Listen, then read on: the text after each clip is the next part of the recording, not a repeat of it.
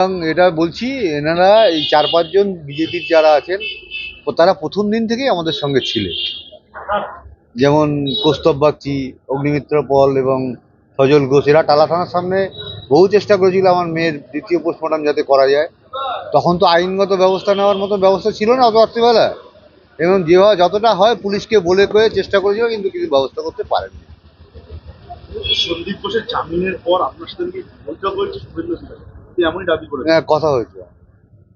আপনারা কি সিবিআই এর বিরুদ্ধে কোনো কমপ্লেন টমপ্লেন করবেন যে না না না না না, সিবিআই এর উপরে এখন শুনুন, সিবিআই হচ্ছে আমাদের দেশের সবচেয়ে বড় তদন্তকারী সংস্থা।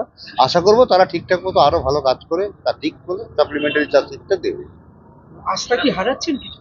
আস্থা হারিয়ে কার কাছে যাব, এটাই যা সবচেয়ে বড় প্রশ্ন। আমি পুলিশের কাছে সহযোগিতা পেলাম না, এবার বাধ্য হয়ে আমাকে সিবিআই দিল। এবার সিবিআই কে আর উপর আস্থা হারালে আমরা কার কাছে যাব? সেরকম তো কোনো জায়গা আমাদের দেশে নেই।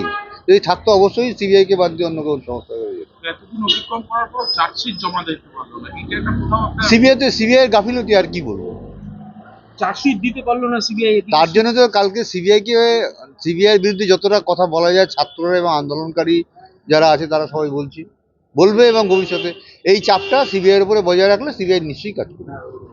সুপ্রিম কোর্টেও দেখা গেল যে আপনাদের যে উকিল সেও লড়াই করবেন বলে বলছে, এইটা আপনি উনি বিষয়টাকে, আমাদের এখন যা ধারণা হয়েছে, উনি বিষয়টাকে পুরো জানতেন, ওনাদের উপর একটা চাপ সৃষ্টি হবে, সেই কারণেই মামলা ছেড়ে দিয়ে চলে গেছে।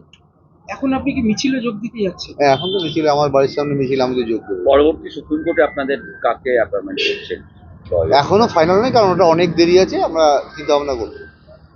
ঠিক আছে, জানা হলে আমরা জানিয়ে দেবো। আপনারাই হচ্ছে এখন সবচেয়ে আমাদের বড় বন্ধু, এবং আপনাদের মাধ্যমে সবাইকে বলি, যারা যারা হতাশ হবেন না। আন্দোলন আমাদের করতে হবে, আন্দোলন ঠিক মতো চালালে আমরা বিচার পাবো। বিচার আমাদের কেউ দেবে না, বিচার আমাদের ছিনিয়ে আনতে হবে, এটা সবাইকে একটু মাথায় রাখতে হবে। একটু Thank you. হিন্দিতে বলুন। বাংলা খবর, আপনার রাজনীতি, আপনার আওয়াজ।